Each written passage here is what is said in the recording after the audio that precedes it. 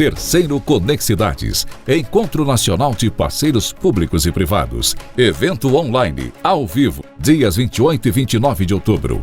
Empresas, entidades, fundações e associações representativas reunidas para planejar a retomada do desenvolvimento, abordagem de temas atuais e conexão entre poder público e empresas interessadas em investir nos municípios. Terceiro Conexidades, dias 28 e 29 de outubro. Realização UVESP, SABESP e Governo do Estado de São Paulo. Patrocínio Desenvolve SP, Banco do Empreendedor, Detran e EMAI. Apoio Rumo, Organização WLS Eventos e Conexão Municipalista. Parceiros de mídia, Rede Vida de Televisão e Jornal do Interior. Por trás desse gesto simples do seu dia a dia, tem muito mais do que você imagina. Tem o compromisso da Sabesp.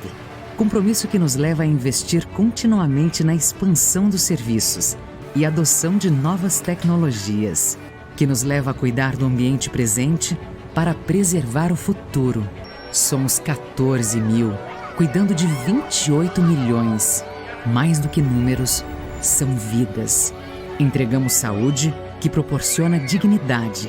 Somos comprometidos com o que fazemos. Não é apenas sobre saneamento, é sobre a missão de transformar histórias. Somos a Sabesp.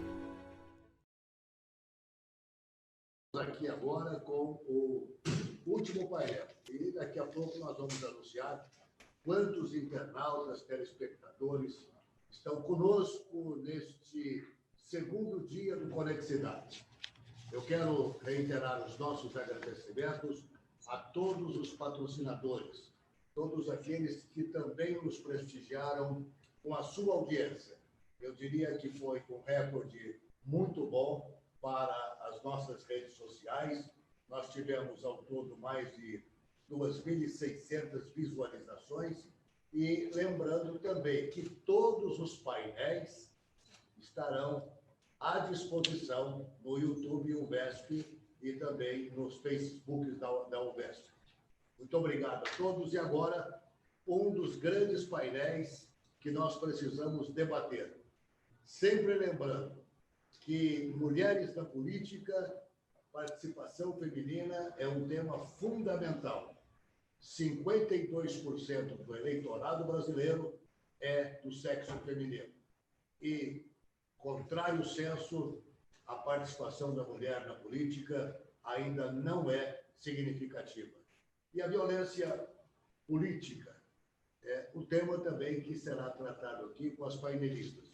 Mas eu quero, nesse momento, convidar para coordenar o painel a presidente executiva da UVESP, que encampou esse movimento no Estado de São Paulo de prestigiar a posição da mulher na política, capilarizar o debate, ampliar a discussão, e quero trazer também a palavra de que a União de Vereadores do Estado de São Paulo, os parlamentos regionais, prestigiam e incentivam a que Silvia Mello continue nessa tarefa de trazer o seu gênero para o debate político, para a discussão política e para a atuação política. A palavra com a jornalista e presidente executiva da UVESP, Silvia Mello. Obrigada, presidente Miziara. Eu queria, em primeiro lugar, dizer que eu estou muito feliz. Nós estamos começando o último painel do terceiro Conexidades. Tanto foi dito aqui, né, o novo normal, e nós ousamos em fazer um evento deste nível, deste porte, totalmente virtual, apenas com convidados especiais aqui, e foi maravilhoso. Foram realmente quase 15 horas de transmissão, só com painelistas de altíssimo nível, que contribuíram muito para um momento decisivo que nós vivemos no nosso país, tanto da retomada do desenvolvimento econômico, quanto no processo eleitoral tão importante. Então, eu realmente estou muito feliz da gente estar concluindo a nossa missão, presidente, que é de fazer essa orientação, tanto para candidatos, quanto para a sociedade civil. Enfim, se Deus quiser, em 2021, estaremos de forma presencial com o quarto Conexidades no mês de junho. Mas o que me traz aqui hoje também é um assunto importante, polêmico, que são as mulheres na política, a participação feminina e a violência política, que eu tenho a honra e o prazer de receber 3 grandes mulheres, 3 representantes sensacionais deste movimento, e que é a Cristiane Brito, secretária nacional de Políticas para as Mulheres, que eu tenho a honra de recebê-la aqui. Quero fazer, em primeiro lugar, Cristiane, um agradecimento grande à Marisa, à doutora Marisa, que foi fundamental para o dia de hoje, para o painel de eleições 2020. Ela me ajudou a coordenar este painel do dia todo. Então, doutora Marisa, nossos agradecimentos, meu e do doutor Misiari, da UVESP, pela sua colaboração tão fundamental aqui conosco. A doutora Cristiane eu conheci o ano passado e sou fã admiradora, porque faz um trabalho nacional brilhante, incansável, briga pela defesa da mulher, mas não como feminista, e sim pelo papel que nós, mulheres, devemos ter na sociedade. E na política, não sofrendo nenhum tipo de violência. Nessa pandemia, por exemplo, nós tivemos um agravo muito alto de violência doméstica das mulheres. Então, sempre existe uma forma muito complicada em relação a isso. Também teremos a desembargadora aqui, a doutora Ângela Issa Raunat, que também é um grande prazer do Tocantins recebê-la aqui no Conexidades, no terceiro Conexidades. Muito obrigada, desembargadora, por estar conosco. Ela, inclusive, não poderá ficar até o final, que ela tem um compromisso, mas ela será a segunda painelista e depois se despede conosco. Eu só queria fazer, antes já de passar a palavra para a doutora Cristiane, por que nós decidimos fazer este painel? Na verdade, os números sobre as mulheres na política ainda nos deixam muito a desejar. Como disse o presidente Misiara, nós somos 52% praticamente do eleitorado. Mas esse número significa que nós realmente ocupamos o espaço? Não, infelizmente não.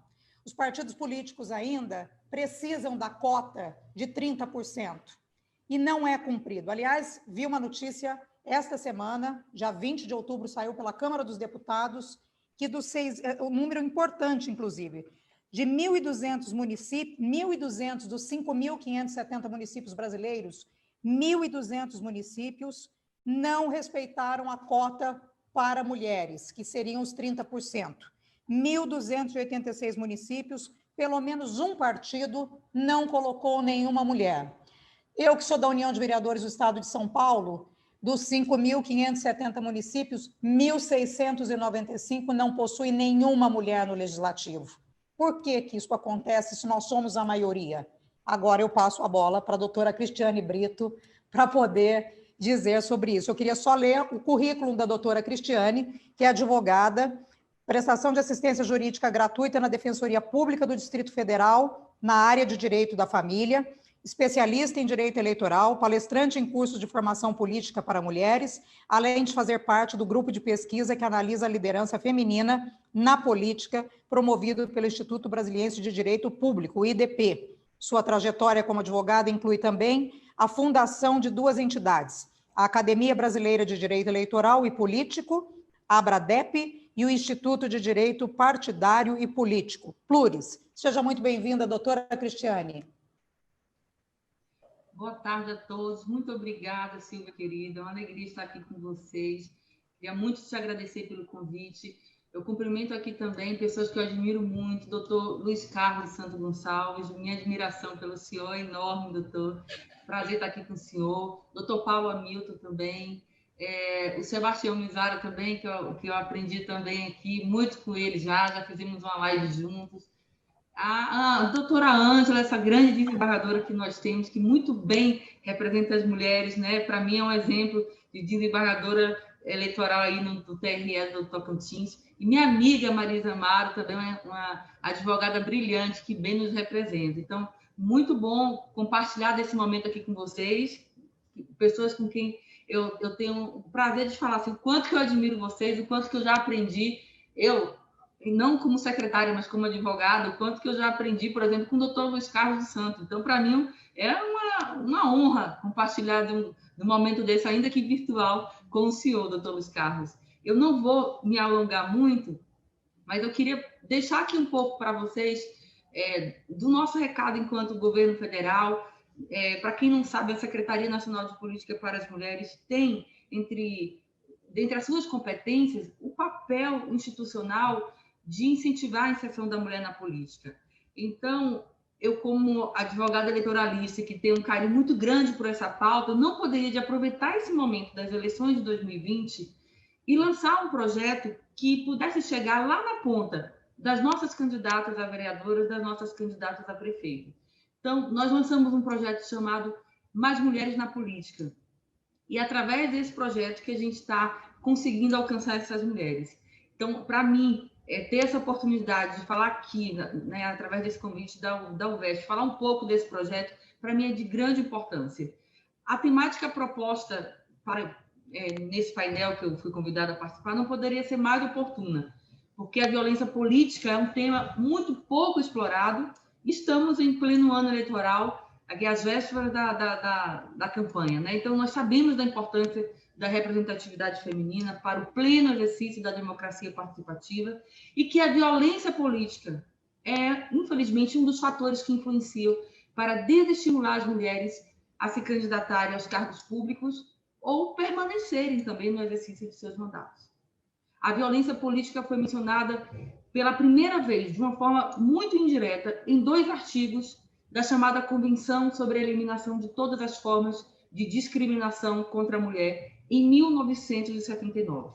E após 40 anos, somente 5 países acabaram adotando uma legislação que tipifica a violência política contra a mulher. E aqui eu cito a Bolívia, a Argentina, o México, o Paraguai e o Equador.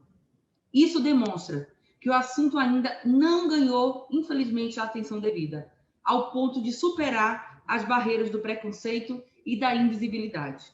E aqui eu menciono que nós precisamos entender o que é a violência política e quais são os seus reais impactos na representação das mulheres, para assim promover políticas públicas efetivas que possam ser agentes propulsores da mudança comportamental desejada por nós mulheres.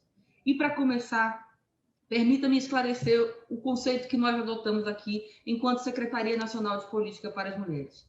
Nós entendemos como violência política a agressão física, psicológica, econômica, simbólica ou sexual contra a mulher, com a finalidade de impedir ou de restringir o acesso ao exercício de funções públicas, ou também induzi-las a tomar decisões contrárias à sua vontade.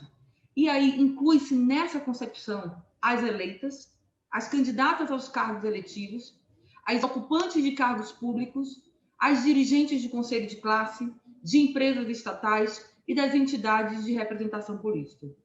Entendemos que, por ser um assunto pouco explorado, a maioria da nossa sociedade tem dificuldade, sim, em identificar um ato de violência que se encaixa no conceito de violência política.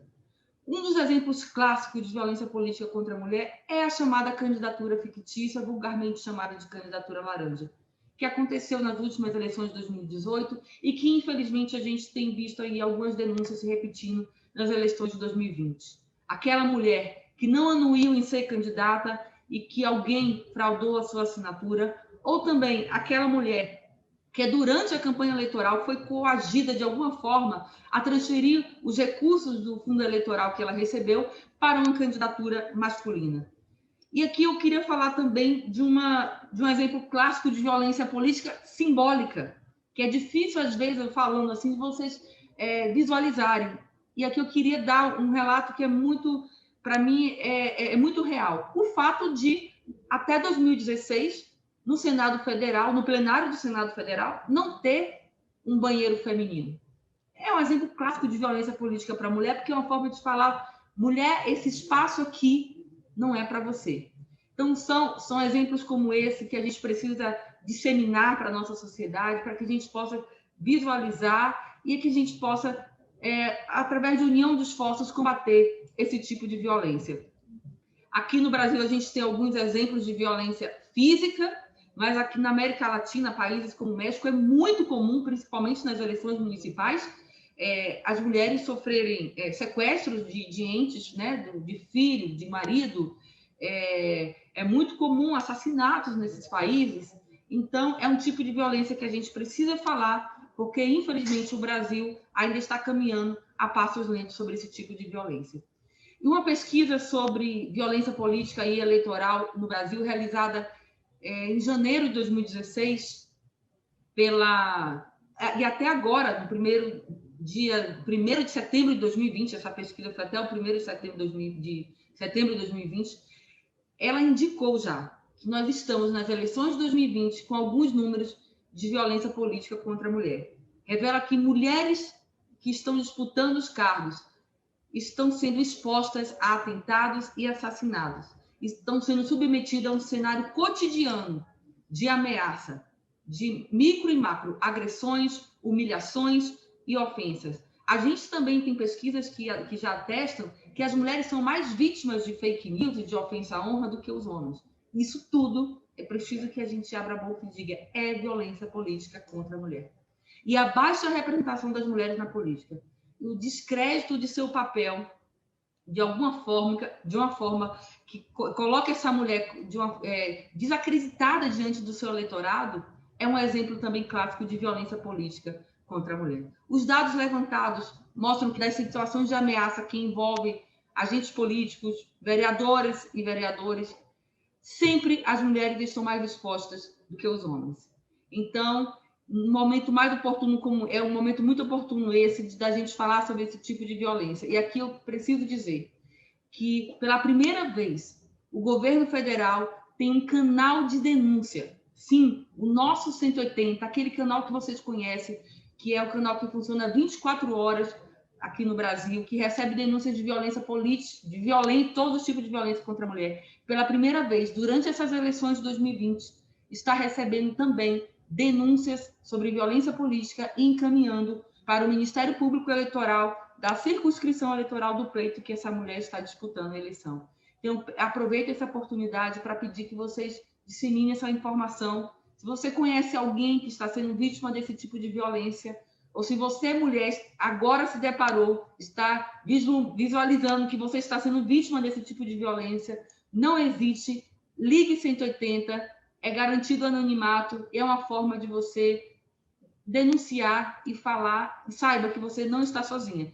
Nós firmamos um pacto com 18 partidos políticos no início de setembro, na verdade, no final de agosto. Através desse pacto, esses partidos se comprometeram publicamente a empreender esforços para alcançar o objetivo final da nossa campanha, que é eleger, no mínimo, uma vereadora em cada Câmara de Vereadores do nosso país, em cada município brasileiro. Mas também eles se comprometeram a combater esse tipo de violência política contra as mulheres. E agora, no próximo dia 5, semana que vem, em parceria, em apoio com a ONU e com outras instituições, como a PGE e o TSE, a gente vai lançar um selo. É uma identidade visual, mas muito simbólica e de muita importância para todas nós. É um selo que vai externar o combate à violência política contra as mulheres. E eu desejo muito que esse seja um caminho, uma campanha a longo prazo, que seja uma política de Estado e não de governo, que a gente possa, a partir de agora, falar mais sobre esse tipo de violência, que esse selo venha para ficar. E mais ainda, eu estou muito motivada porque tem 2 projetos de lei hoje que estão tramitando na Câmara dos Deputados para incluir a violência política, um de 2015, que está retomando agora, como um crime eleitoral, e um outro da deputada Margarete Coelho, que vem também tipificar a violência política contra as mulheres. Então, eu acho que o momento é muito oportuno. Nas eleições de 2020 nunca se falou tanto sobre essa temática, e a união de esforços que eu estou vendo das instituições, eu falo instituições, Estado, município, as secretarias municipais estão apoiando esse projeto, os tribunais de justiça, os TREs estão também mais sensíveis a essa temática, o próprio TSE também, o Conselho Nacional das Mulheres, que baixou uma resolução falando sobre a importância de combater esse tipo de violência. E não sei se vocês estão sentindo o que eu estou sentindo, mas nunca se deu tanto apoio às candidaturas femininas como nessas eleições de 2020. Nunca se viu tantas oficinas, tantos cursos de capacitação gratuito para essas mulheres candidatas. Os próprios partidos, talvez porque estão sendo mais fiscalizados, eles estão mais motivados a investir nas suas filiadas. E aqui a gente reforça que aquele papo de que mulher não se interessa por política, a gente sabe que não é verdade, Afinal, elas compõem 44% das filiadas dos partidos políticos. Então, elas se interessam, sim, mas elas enfrentam muito mais obstáculos do que os homens. E, gente, nessa pandemia, mais do que nunca, essas mulheres candidatas precisam de nós. Porque elas estão em desvantagem, sim, em relação aos homens. A pesquisa que demonstra que nessa pandemia as mulheres estão muito mais sobrecarregadas, porque ela tem que cuidar dos filhos que não estão na escola, ela tem que cuidar do sogro, da sogra, do pai, da mãe. É a mulher que assume esse papel, né? Quando alguém é acometido por uma doença, é a mulher, sim, a cuidadora. Então, imagina aquela mulher que se programou para lançar sua candidatura nas eleições de 2020 e agora se deparou com a pandemia, que, infelizmente, acaba sendo um obstáculo para ela alcançar o seu eleitorado. Então, se você não é candidata, mas você conhece alguém que é, estenda sua mão para essa mulher, seja para se oferecer para ficar um pouco com o filho dela, enquanto ela vai ali fazer uma visita ao eleitorado dela. Qualquer tipo de ajuda, estender a mão, exercer a sororidade é muito importante. A gente acredita que tem muitas mulheres capacitadas, mas que precisam de um apoio de quem está ao seu lado para conseguir chegar lá. Então, eu acredito muito que esse ano a gente vai poder comemorar e esse número lamentável de 2016 vai ficar para trás, que foram de 1.290 municípios que não conseguiram eleger uma única vereadora. Se Deus quiser, eu tenho muita fé que a gente consiga mudar esse cenário agora nas eleições de 2020. E antes de eu terminar, eu queria falar que o projeto Mais Mulheres na Política, ele também se preocupou em ajudar essa mulher candidata que não tem tantos recursos financeiros para contratar o melhor consultor jurídico, a melhor contadora, o melhor marqueteiro. Nós temos um curso que nós chamamos de Maratona Mais Mulheres na Política, é online, é gratuito, ao final a mulher ainda recebe certificado, ele é voltado não só para as candidatas, mas para aquelas pessoas que trabalham em candidaturas femininas. São 90 horas de aula, a qualquer momento essa mulher pode acessar, vai além do período eleitoral, porque a gente entende que depois tem que ter todo o cuidado para a mulher com a prestação de contas dela, para que ela não tenha nenhum prejuízo. Mas esse curso ele vai desde de ensinar como essa mulher falar em público, porque tem dicas excelentes de oratória, como o que pode ou não pode na propaganda eleitoral, na prestação de contas, planejamento de campanha.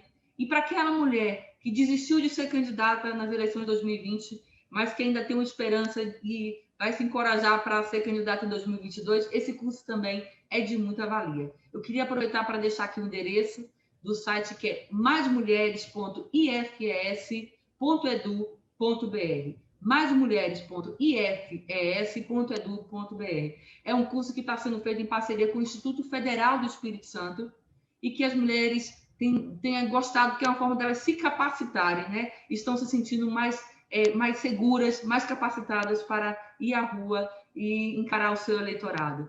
E também, semanalmente, nós temos a nossa oficina, que é uma espécie de tira-dúvidas, que a gente convida um especialista do tema. A desembargadora Ângela já foi uma das nossas convidadas. Muita gente tem contribuído gratuitamente, de forma extremamente voluntária, e as mulheres ficam ali por 1h30 aproximadamente, tirando dúvida do que pode, o que não pode, como que ela pode se preparar e conquistar o seu eleitorado. Então, é isso um pouco do nosso projeto. Eu gostaria que vocês continuassem acompanhando. Além desse combate à violência política contra a mulher, nós também temos uma cartilha também com a linguagem muito, muito prática para as mulheres candidatas e para a equipe dessas mulheres. E dizer que nós acreditamos muito em vocês, mulheres, e o slogan da nossa campanha, que eu queria terminar minha fala falando, que é: agora é a vez e a voz das mulheres na política. Muito obrigada por esse espaço, muito obrigada pela oportunidade. Eu vou ficar aqui assistindo vocês agora. Obrigada. Não é à toa que eu disse que realmente sou sua fã, te cumprimento realmente pelo esse trabalho maravilhoso que você desenvolve no Brasil todo. Você sabe que aqui você tem 2 parceiros, uma entidade totalmente parceira.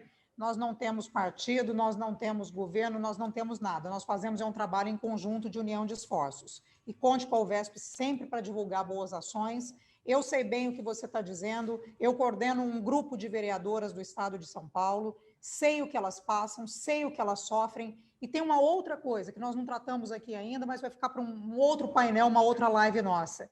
Depois de eleitas, o que elas passam, o preconceito que elas vivem dentro das câmaras municipais ou até prefeituras, que são simplesmente boicotadas em pequenas situações, mas são situações que estão mudando, precisam mudar, e que com este trabalho eu tenho certeza que a gente vai conseguir. Muito obrigada, você fica mais um pouquinho conosco. Agora eu vou passar para a nossa querida desembargadora, a doutora do TRE do Tocantins, a doutora Ângela Issa Raunat, que é pós-doutora pela Universidade de Santiago de Compostela, doutora em Direito do Estado com ênfase em Direito Constitucional pela Pontifícia Universidade Católica de São Paulo, mestre em Direito pela Universidade Metropolitana de Santos, com ênfase em Direitos Difusos, especialista em Direito Ambiental, especialista em Direito Penal, especialista em Direito dos Contratos, com MBA Internacional em Gestão Ambiental, professora da graduação de Direito Ambiental e Direito Constitucional e da pós-graduação Stricto Sensus do Programa de Mestrado em Prestação Jurisdicional e Direitos Humanos da Universidade Federal do Tocantins. Que belo currículo, hein, desembargadora? Muito obrigada por aceitar o nosso convite, seja bem-vinda. Boa tarde a todos e todas que nos assistem. Eu cumprimento inicialmente a doutora Silvia Mello, o doutor Sebastião Miziara, a estimada e querida doutora Cristiane Brito, a quem nutro enorme carinho, considero aí um modelo de participação feminina. Agradeço a doutora Marisa Amaro, a quem, pela confiança do convite, e tenho a satisfação de ver que estão aqui também nos assistindo o doutor Luiz Carlos Gonçalves, um dileto amigo, esteve aqui no Tocantins pouco antes aí de desencadear a pandemia. É sempre um prazer tê-lo por perto, doutor Flávio Brito. Bom, o tema que hoje nos trouxe a reflexão e que eu queria dividir um pouquinho com vocês, que é a violência política, é um tema pouco debatido, mas ao fazer uma análise desse processo e aproveitando até o conceito da doutora Cristiane, na sua amplitude da violência em suas múltiplas facetas, não é um tema novo, mas, do contrário, é nova a forma com que nós estamos nos fazendo ouvir.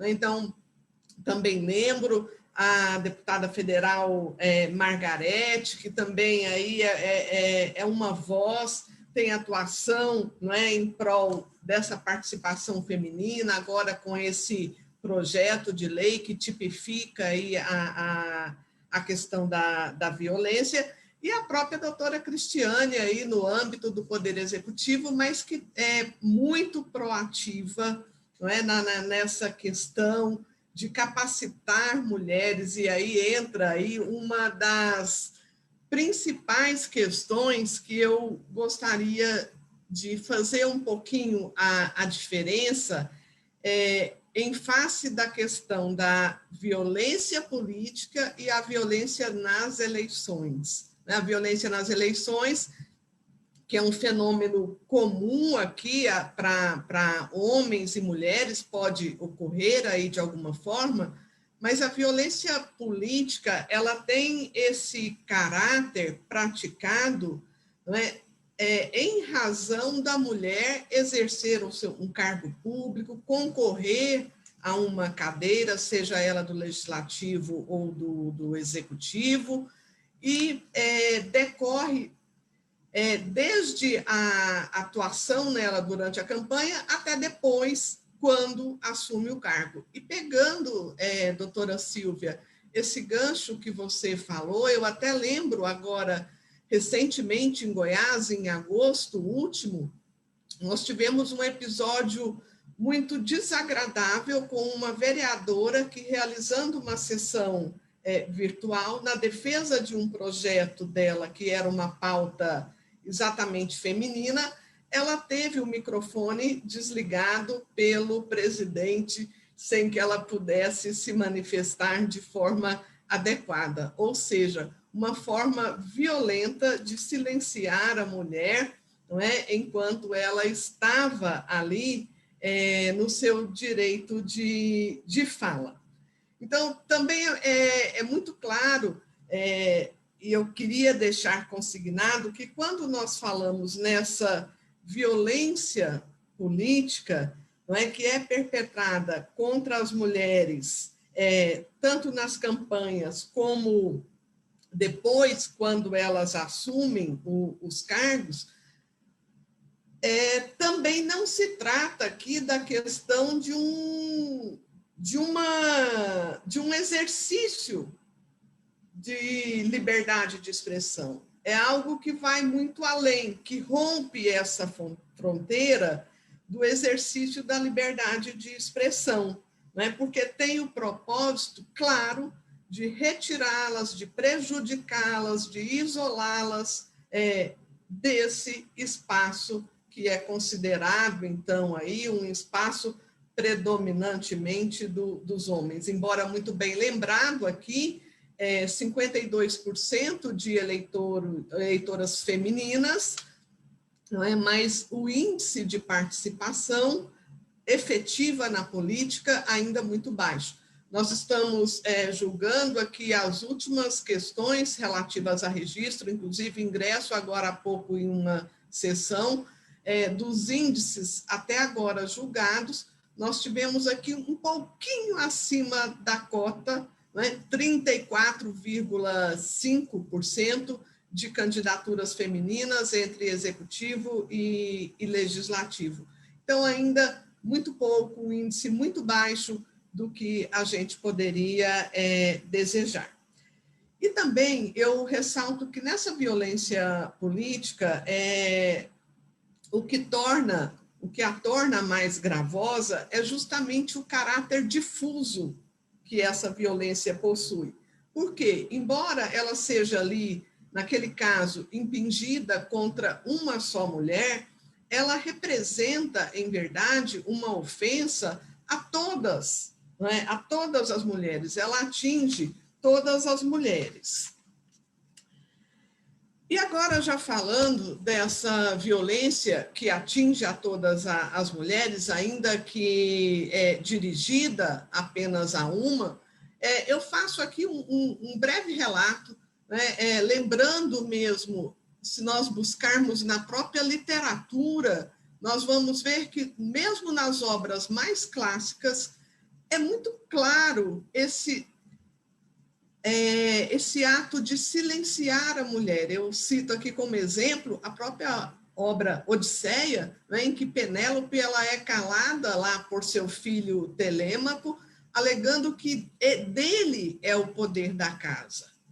Então, isso vem de um contexto, né, que é muito cultural, é antigo, é arraigado na nossa sociedade, e que no Brasil nós observamos num contexto normativo histórico, a mulher sempre ela foi deixada de lado. Né? Não é demais lembrar que esse modelo de patriarcado ele ficou muito forte por muito tempo nas nossas normas jurídicas. Então, lembro primeiramente, a própria Constituição do Império de 1824, que excluiu, de uma certa forma, a mulher, ao desqualificá-la para todos os atos que fossem fora da família.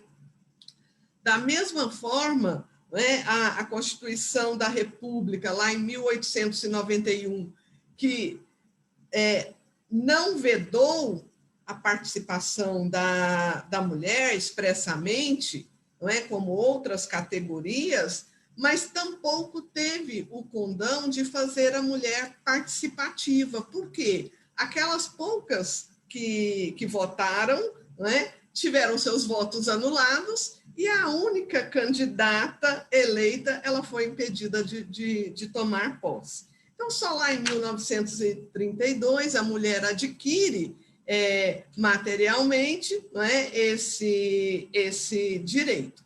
Então, as mulheres culturalmente enfrentam esse desafio desde há muito tempo. Então, esse preconceito, esse isolamento que, de certa forma, representa essa violência simbólica. Muito bem lembrado aqui também pela doutora Cristiane, né? Culturalmente, as mulheres estão incumbidas da administração dos lares, da educação dos filhos, né? E mais recentemente, pelo menos parte delas, ocupam o mercado de trabalho. Então, tem aí quádruplas jornadas. E, mesmo nesse caso, na iniciativa privada, a gente vê que tem muita diferença, muita discriminação. Mulher ocupando o mesmo cargo que homem recebe, às vezes, aí 20% menos do que o homem, simplesmente por uma questão de gênero.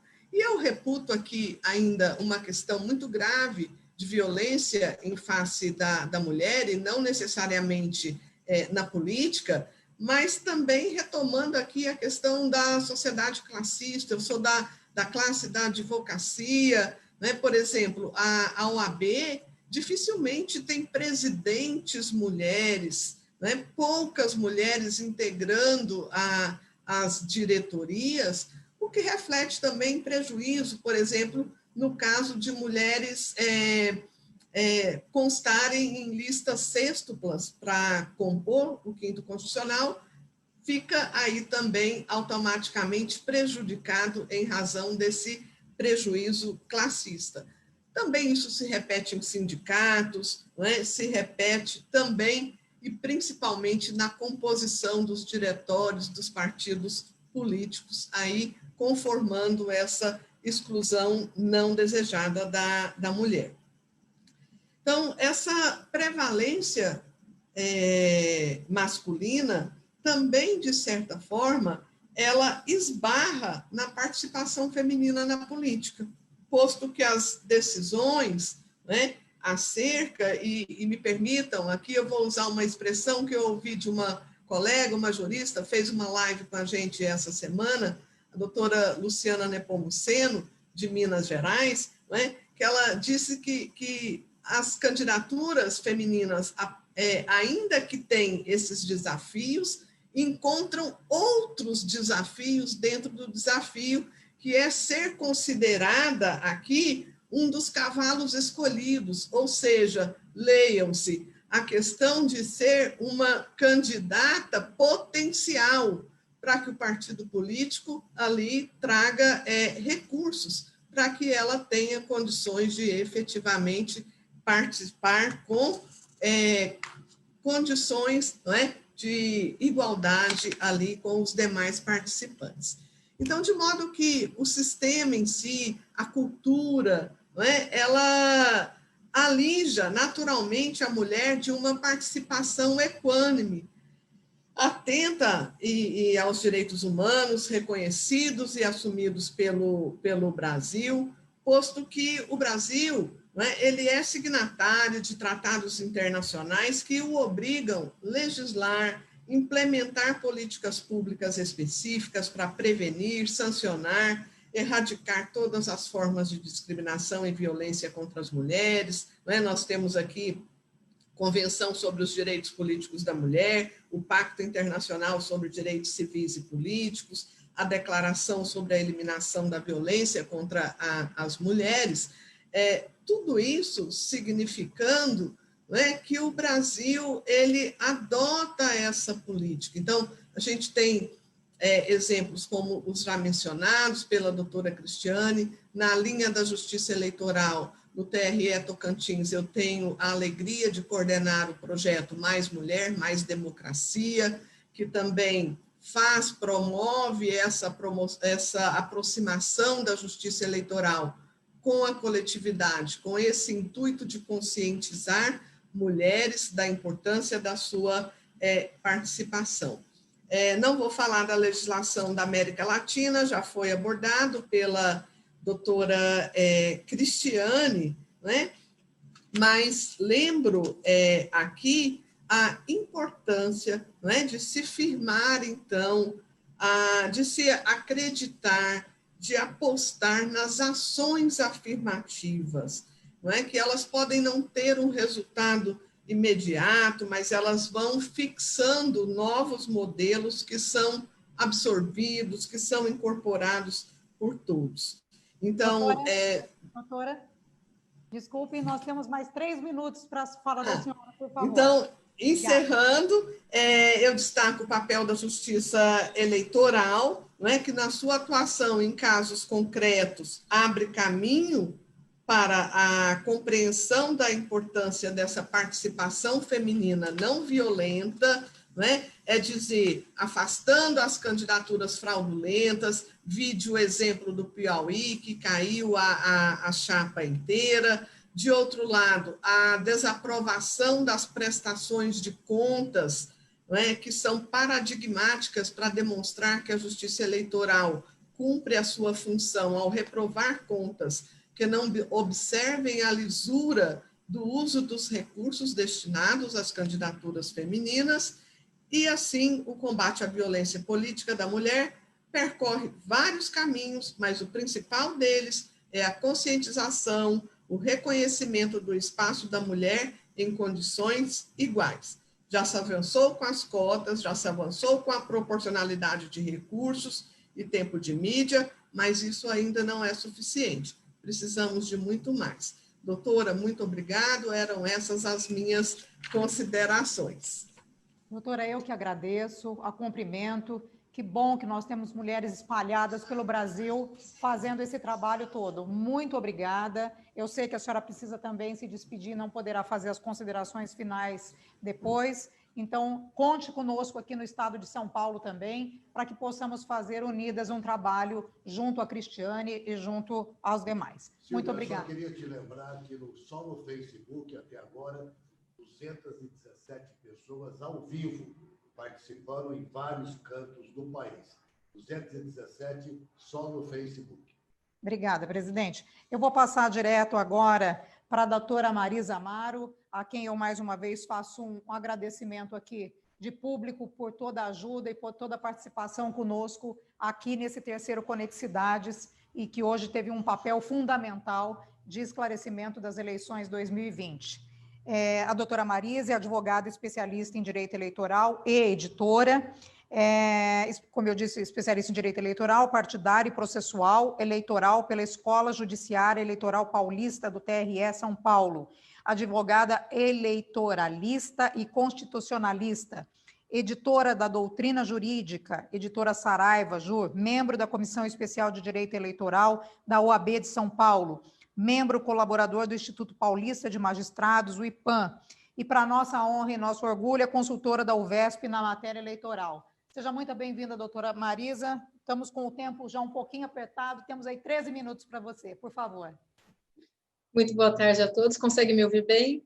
Sim. Boa tarde a todos, cumprimento ao VESP, cumprimento os queridos amigos Silvia Mello, Sebastião Miziara, um agradecimento especial ao Jefferson Tomé, que nos bastidores atuou fortemente para o sucesso deste evento, sempre muito atencioso, muito gentil, recebi feedbacks maravilhosos de todos os convidados a respeito da atuação do Jefferson, então quero registrar aqui meu agradecimento também, agradecer aos palestrantes, aos convidados, parabenizar a Cristiane, a doutora Cristiane e a doutora Ângela pela apresentação brilhante, pela companhia do Dr. Paulo Hamilton, Dr. Luiz Carlos, são queridos amigos, e cumprimentar os demais palestrantes também que fizeram parte deste evento, tanto hoje quanto ontem, né?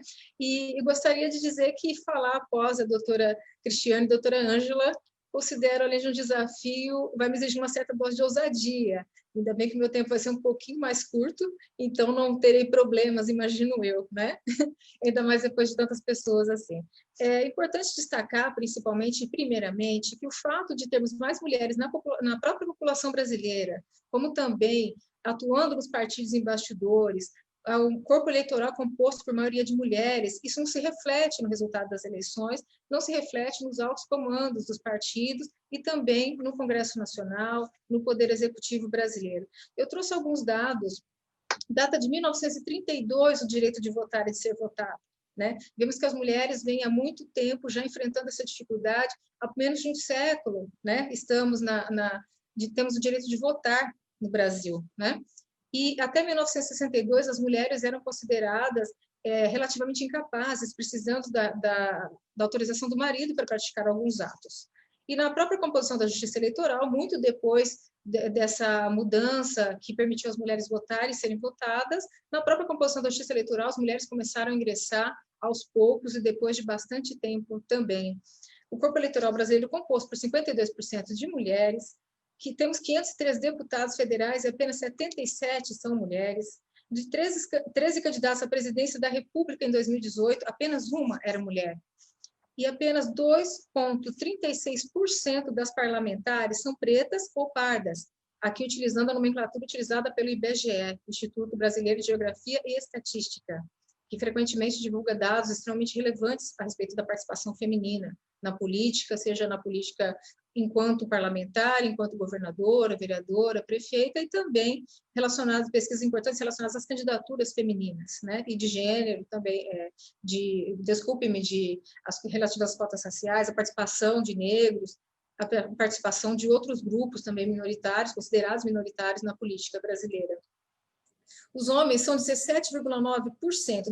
Desses 513 deputados, 17,8%, desculpe-me, são pretos ou pardos. Então, vemos aqui que, apesar de haver essa questão racial também extremamente grave envolvida na participação, as mulheres ainda que, os homens ainda se saem um pouco melhor, né? Eles têm 2,3% de mulheres, temos 2,5% de mulheres participando, pretas e pardas, e 17,8% de homens participando do nosso parlamento.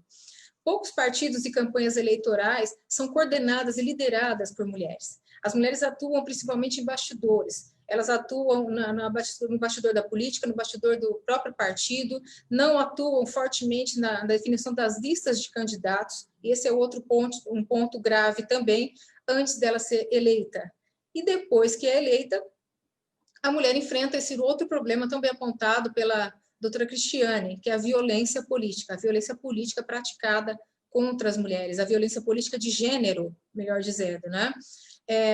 Esses relatos preocupantes, como de candidatura laranja, como essa pressão que é feita sobre as mulheres durante a própria candidatura, para que elas não sejam candidatas, e uma vez candidatas, encontrem outros obstáculos que minem a sua vontade de participar, que minem a sua vontade de fazer parte da política nacional, que minem a vontade de atuar politicamente, não por falta de vontade. Muitas mulheres têm essa vontade, sim, isso é um fato, como também apontado pelas colegas.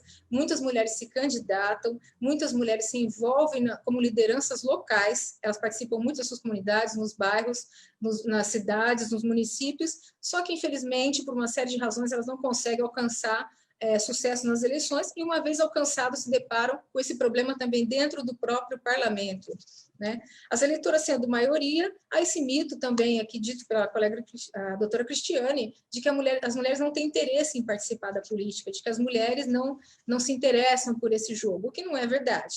Foi feita uma pesquisa pelo Instituto do ONU para Mulheres que diz o seguinte: mulher não vota em mulher? Não, mulheres votam em mulheres. Temos 52% de mulheres como eleitoras, só que temos uma minoria de candidatas eleitas. Por que essa discrepância? Foi feita uma pesquisa e descobriram também que mulheres entrevistadas se manifestaram no sentido de que eu não sabia em qual candidata votar, eu não sabia que fulana era candidata, eu não sabia que fulana fazia parte da política, eu não sabia que fulana estava no partido político, eu não sabia, e sabendo que ela estava no partido político, eu não conhecia os projetos da candidata fulana. Então, isso mostra um outro ponto também, que é a dificuldade que as mulheres candidatas têm em destacar sua candidatura, em apresentar os seus projetos, em se expor para a população e se expor para os eleitores de uma forma bastante visível, como acontece com os homens, não é? Então, eu vejo isso como um problema de mão dupla também, né? Que se por um lado, e existe muita desculpa, não, melhor dizendo, não uma desculpa, mas existe uma certa justificativa apresentada para essa participação, e o fato de que mulheres não se interessam por política é um deles, de que mulheres não votam em mulheres é outro mito, que deve ser derrubado com esforços de todos, né? Em 2018, as mulheres concorrendo ao cargo de deputada federal, 31% concorrendo, ou seja, a nossa cota de participação feminina é de 30%, e atingimos apenas 1% a mais do que a cota, ou seja, 1% menos a mais do que a lei exige. É muito pouco ainda. É muito pouco, e essas discrepâncias ocorrem por problemas estruturais muito graves. Não há um fator único e exclusivo, penso eu, para essas dificuldades que as mulheres enfrentam enquanto candidatas e também depois de eleitas. Superado esse obstáculo, elas recebem, elas não recebem o apoio necessário para que avancem com seus projetos, são vítimas normalmente, não gosto muito dessa palavra vítimas, mas são atacadas de uma forma bastante contundente, às vezes, sob esse argumento principalmente de que o ambiente naturalmente belicoso, naturalmente disputas acirradas que ocorre dentro de uma eleição, dentro de um partido, dentro de um congresso nacional, no meio político, não seria adequado para mulheres. Outro argumento, que mulheres não são preparadas para isso. Ora, mas esse trabalho pode ser feito pelos próprios partidos, pela própria sociedade.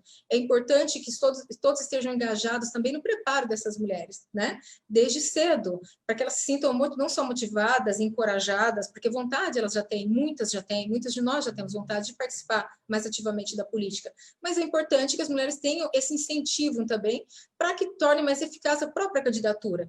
Recursos públicos, recursos privados são destinados às candidaturas femininas. Então, esses recursos são utilizados, por que não utilizar esses recursos de forma eficaz, incentivando de fato as candidaturas femininas, e não pura e simplesmente cumprindo essa cota de 30%. Não podemos generalizar, mas esse é um problema que infelizmente ocorre, tá?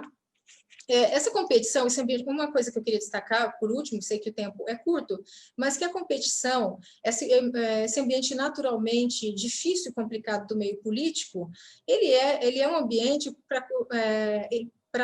é um ambiente que não é tão estranho assim para as mulheres. As mulheres enfrentam dificuldades no dia a dia, no trabalho, seja profissionalmente, seja no cuidado com os filhos, seja no cuidado da casa, seja em milhões de cuidados inerentes à vida de uma mulher, em várias vertentes, em vários países, em todas as posições sociais. As mulheres se deparam com desafios que, desculpem-me os homens, mas são muito mais difíceis, ambientes muito mais hostis, enfrentam dificuldades muito maiores do que um ambiente na política, dentro de um parlamento, dentro do poder executivo, dentro das câmaras, dentro de uma Assembleia Legislativa e do Congresso Nacional, enfim, né? E, por último, eu gostaria de dizer que esse argumento que não é lugar para a mulher, ele deve ser derrubado com a ajuda de todos, principalmente. Nós temos, felizmente, não há... deixo aqui uma mensagem de esperança para nós, que, felizmente, temos homens também muito engajados nessa luta. Temos aqui os amigos companheiros de nossa sala, hoje aqui de debate, né, que são engajados. Temos políticos sérios, temos empresários sérios, temos grupos sociais engajados nessa luta, e temos políticos e líderes partidários, lideranças na política que se engajam efetivamente para garantir essa posição de destaque da mulher na política. E gostaria de dizer, finalmente, a todos que nos assistem, que o engajamento em temas relacionados à população feminina não beneficia apenas as mulheres. Esse engajamento beneficia a todos. Por quê? Estamos falando de mulheres que são nossas filhas, que são nossas irmãs, que são nossas amigas, que são nossas colegas, nossas amigas de trabalho. São mulheres que fazem parte do nosso dia a dia. Isso cabe aos partidos também participar desse engajamento para garantir também que essas mulheres, essas meninas, aprendendo também a lidar com essas situações, aprendendo a viver a política, caso assim desejem, podem não querer, é o direito das mulheres não querer participar. Só que isso tem que ser uma decisão dela. As mulheres não querem participar, determinada mulher não quer se envolver com política, não quer se candidatar. Isso não pode jamais ser, como infelizmente acontece hoje, que a mulher não participa por desanimar, por ver essa situação triste de violência, seja de violência política, de dificuldade de recursos, de ser exposta, às vezes, à agressão física, verbal ou psicológica. Então, a luta é para que essas mulheres, querendo participar, ela tem o direito de não querer, mas ela querendo participar, seja absolutamente uma questão de escolha da mulher. Ela escolhendo participar, que ela tenha todas as condições, todas as garantias para disputar em pé de igualdade. Eu agradeço pela participação de todos, por nos ouvir, e desejo a todos um bom final de tarde. Pior do que essa frase que a senhora disse, que aqui não é lugar para mulher, é aquela que lugar de mulher é na cozinha. Não é, não. Lugar da mulher é onde ela quiser, é onde ela conquistar. Eu acho que é bem isso. Eu vou chamar aqui a doutora Cristiane para fazer as suas considerações finais. Eu acho que nós temos muito trabalho pela frente ainda. Infelizmente, o tempo foi curto para a gente relatar um pouco de cada coisa, cada uma trouxe uma participação, mas é muito trabalho pela frente. Eu ouço de muitas mulheres que pretendiam ser candidatas, que eu participei de várias reuniões, dizendo que não queriam ser candidata para não se expor e preservar a sua família, porque muitas vezes é atacada em redes sociais e elas têm muito a preservar a sua família, os seus filhos em primeiro lugar. Então, são muitos preconceitos, muitos tabus a serem quebrados ainda, infelizmente, mas eu sinto que as coisas aos poucos vão acontecendo. Então, doutora Cristiane, as suas considerações finais, por favor. Silvia, querida, eu queria novamente agradecer ao VESP por essa oportunidade, na sua pessoa, do doutor também Sebastião Miziara, e dizer que nós temos realmente muitos desafios ainda pela frente, mas eu acredito que nós estamos no caminho certo. E em 2018 nós tivemos um pequeno avanço, né, nas conquistas de cadeira no Congresso Nacional, e também um dado muito relevante que confirma que nós estamos no caminho certo, que eu queria compartilhar com vocês. 50% das candidaturas femininas das eleições de 2018 foram de mulheres na faixa etária entre 20 e 24 anos. Então, eu acredito que é uma mudança comportamental que se apresenta, que as nossas jovens estão se interessando muito mais por política do que as das gerações anteriores, e isso é, sim, um motivo para celebrarmos. Então, acredito que a legislação tem colaborado para isso, as mudanças que nós tivemos nos últimos anos, os partidos políticos também estão se conscientizando cada vez mais, as próprias mulheres estão se mobilizando cada vez mais. Então, eu tenho muita esperança que, apesar de todos os desafios, apesar de todos os obstáculos que nós temos, nós estamos sim no caminho certo. Mas não poderia deixar aqui uma provocação. A gente sabe que o recurso financeiro conta muito e pode fazer muita diferença na candidatura feminina. Mas eu também acredito que, enquanto a mulher não tiver a chave do cofre, pelo menos dos 30% que lhe compete na distribuição do fundo partidário do FEFEC, a gente ainda vai caminhar em passos lentos. O que eu estou querendo dizer? Que não adianta a gente ter 30% do FEFEC e do fundo partidário. Nós, mulheres, as mulheres que são filiadas a esse partido, é que precisam definir ou precisam ser ouvidas em relação aos critérios estabelecidos para a distribuição desses 30%. Então, aí eu falo um pouco aqui, que aí caberia depois um outro encontro para a gente falar da importância da democracia intrapartidária para aumentar o cenário de representação feminina na política. Então, deixo aqui até essa provocação para um segundo momento, mas eu queria realmente agradecer e dizer que a Secretaria de Política para as Mulheres está à disposição de vocês, contem sempre comigo, e em breve, se Deus quiser, a gente vai comemorar um resultado muito positivo dessas eleições. Um forte abraço a todos vocês, ao doutor Paulo Hamilton, ao doutor Luiz Carlos, um prazer estar aqui com o senhor. E Marisa Amaro, minha amiga querida, um beijo enorme também para você.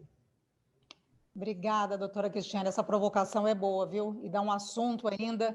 Mas não vamos, se a gente for discutir onde tem mulher que é presidente de partido, esse assunto dá muito pano para manga, ainda muito assunto. Eu também quero agradecer aqui os advogados, ex-desembargador, o doutor Flávio Brito, o doutor Paulo Hamilton e o doutor Luiz Carlos dos Santos. Viu que prestígio que nós temos? Eles ficaram conosco aqui no nosso painel, então eu quero agradecê-los também. Doutora Marisa, um minutinho para suas considerações finais para a gente fazer o encerramento. Obrigada.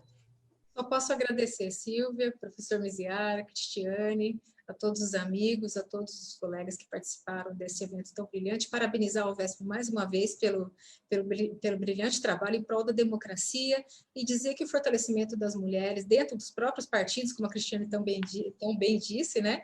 Esse fortalecimento das mulheres nos partidos é interessante para os partidos, é interessante para os candidatos, é importante para que tenham sucesso também na disputa eleitoral e tenha uma melhor representatividade, mais diversa também dentro dos parlamentos, no Poder Executivo, no Poder Legislativo, também nos municípios, nos estados, enfim, no país. Participação das mulheres, participação das minorias, participação da melhor forma possível, não é favorecer mulheres, não é favorecer A ou B, é favorecer a própria democracia, disso todos se beneficiam. E o papel dos partidos políticos, a função constitucional dos partidos políticos também é garantir essa participação, e na linha do que disse a Cristiane, também fica aqui esse recado, e talvez para um futuro debate. Agradeço muito pela atenção de todos, e até a próxima. Muito obrigada. Obrigada, doutora Marisa. Antes de eu passar aqui para o doutor Miziara, eu queria mais uma vez agradecer aos 67 painelistas que passaram conosco nessas 15 horas de transmissão. Foi um grande orgulho para nós da UVESP comandar esse terceiro Conexidades. Silvia, me permita uma fala final, porque senão vou cometer cometi uma gafe, senão vou ter problema dentro de casa. Eu queria cumprimentar o doutor Flávio Brito. Pois é, só ele que você não cumprimentou. Eu permito. Que é meu esposo há 21 anos, então tem que cumprimentar. Se não chegar em casa, vai receber um puxão de orelha. Não dá, né, professor Luiz Carlos? Não dá. Não. Eu cumprimentar também ao doutor Flávio Brito, hoje advogado e desembargador aqui do TRE-DF, uma grande figura eleitoralista, um brilhante advogado também, que eu tenho muita satisfação de tê-lo como esposo. Família Brito representada aqui hoje brilhantemente. Eu agradeço aos dois. Muito obrigada. E continuando realmente, então, aos 65 painelistas que passaram por aqui, foi um desafio, mas a UVESP realmente faz um papel importante. Agradecemos a nossa equipe que trabalhou incansavelmente para que nós pudéssemos estar aqui com vocês em mais esse evento. Agradeço realmente, em meu nome, ao Dr. Miziara, a toda a nossa equipe que esteve presente, as que estão trabalhando à distância, em home office, também dando suporte para que esse evento aconteça. Muito obrigada. Agora eu passo para o Dr. Miziara. Bem, a título de ilustração, o nível de audiência permaneceu igual com os advogados e com as mulheres, portanto, com os dois temas, né?